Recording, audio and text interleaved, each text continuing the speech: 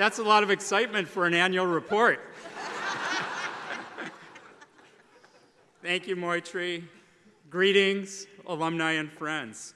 Really, my task today is to update you on the state of the university. That's not a joke. To state the obvious, this has not been a typical year. So this will not be a typical update. In recent months, Harvard has attracted an unusual amount of attention. Unless you have been living off the grid or on the International Space Station with Harvard Medical School alum Johnny Kim, you are no doubt familiar with some of the serious challenges the university is facing. What is our approach to those challenges? First, we are defending the university against misrepresentations of who we are and what we do.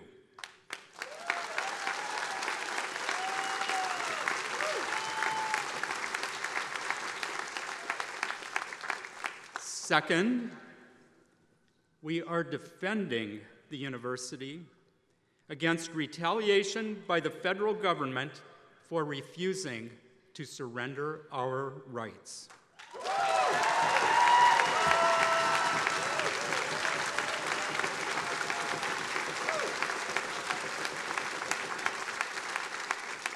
And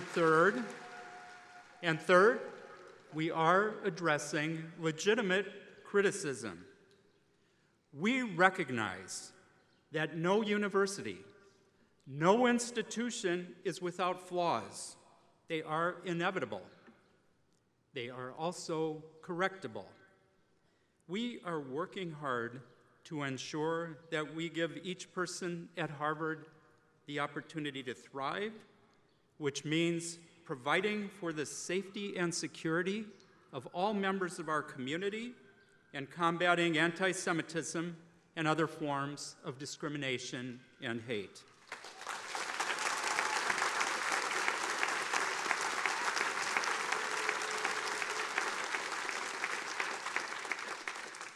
We are working to promote open discourse and constructive dialogue so that everyone feels comfortable expressing their views.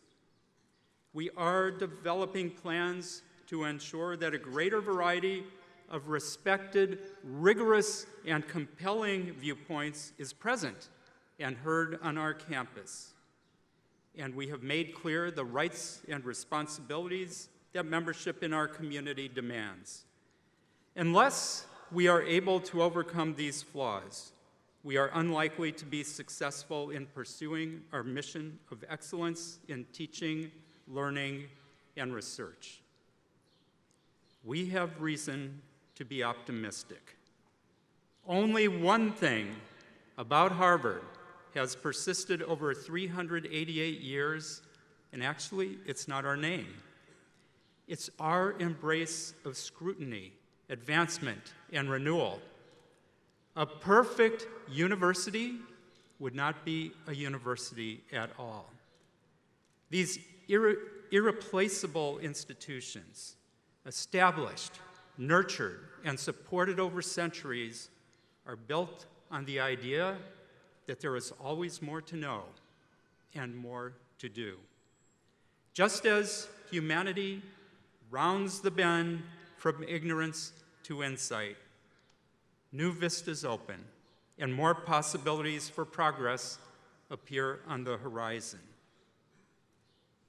One of the greatest joys of life is realizing that there is no end to learning, no end to discovery, no moment to rest on one's laurels, and not a minute to waste. The pursuit of truth, of veritas, is perpetual.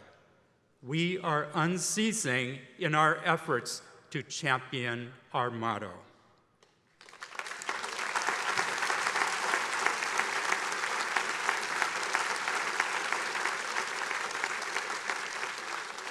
Many of us are here today because institutional mistakes, small and large, subtle and glaring, were identified, considered, and corrected by our predecessors.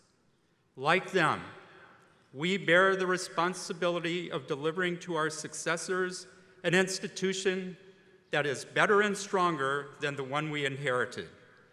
Like them, we prepare Harvard not for the age that is unfolding now, but for the age that is waiting before us.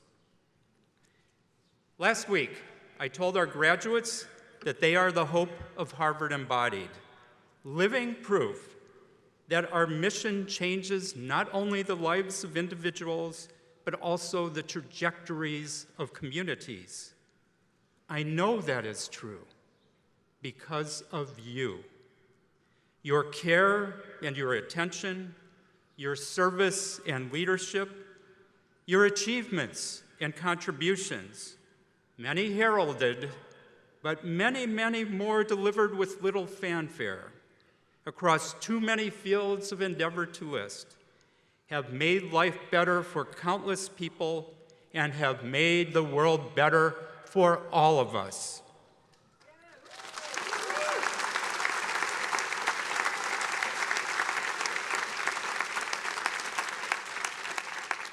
As Harvard has faced demands from without, you have provided strength from within.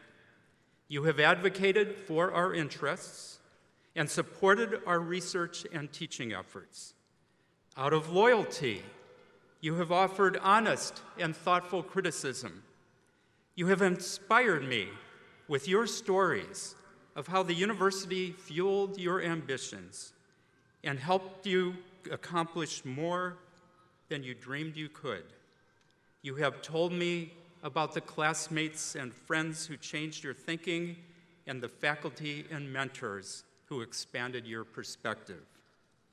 And one of you, who has demonstrated remarkable courage in standing up for the rights we all hold dear, let me know last week how readings from Social Studies 10, Sock Stud 10, decades ago, have come in very handy today.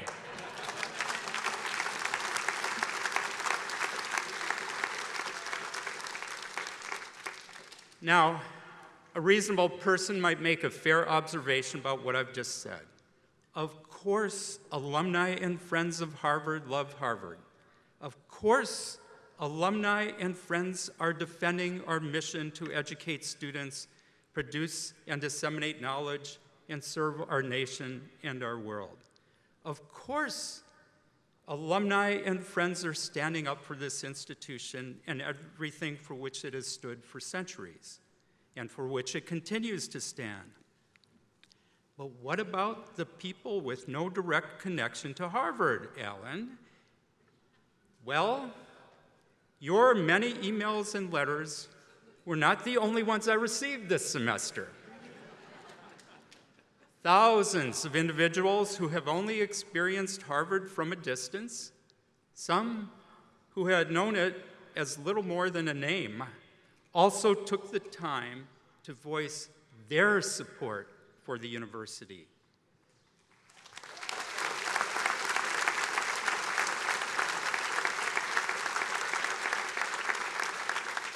Our efforts to preserve academic freedom and our insistence that no government should dictate what we teach, who we admit and hire, and which areas of study and inquiry they can pursue, were welcomed and applauded around the world and across the country, from every state in the Union. I've heard from a monk in Arkansas. A librarian in Kentucky, a firefighter in Massachusetts, a dentist in Oregon, a veteran in Virginia, a social worker in Wisconsin. The list goes on and on. I've heard from high school students and college students, from people who care deeply about higher education and what it represents, and from parents and grandparents whose own hope for the future is bound to the prospects of their children and grandchildren. "The road ahead will not be easy," wrote a woman from Arizona. "But I believe future generations will look back at this moment and remember that when principles were tested, Harvard did not yield."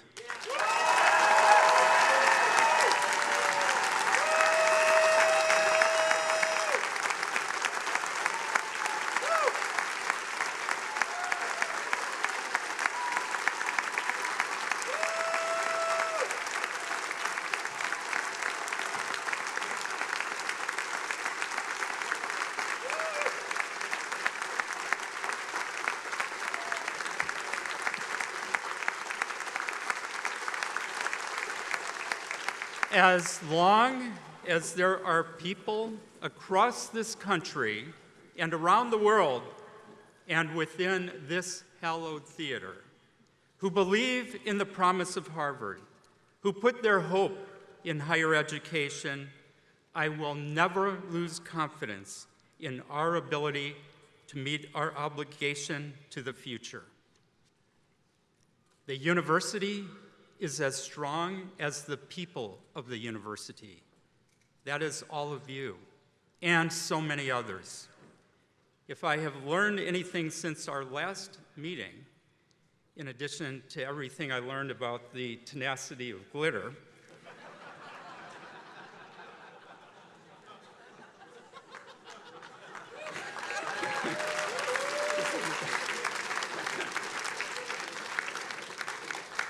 it is that the people who support this university are far more numerous than I ever hoped to imagine. May their confidence in our motto and our mission and their willingness to stand with Harvard sustain us in the months to come. May Veritas lift us up and light our way, especially in dark times, enabling Harvard and our fellow universities to persevere and succeed in building a better future. Not perfect, but more perfect than the present. And may those who come after us look back on the work we do today with gratitude and pride. Thank you.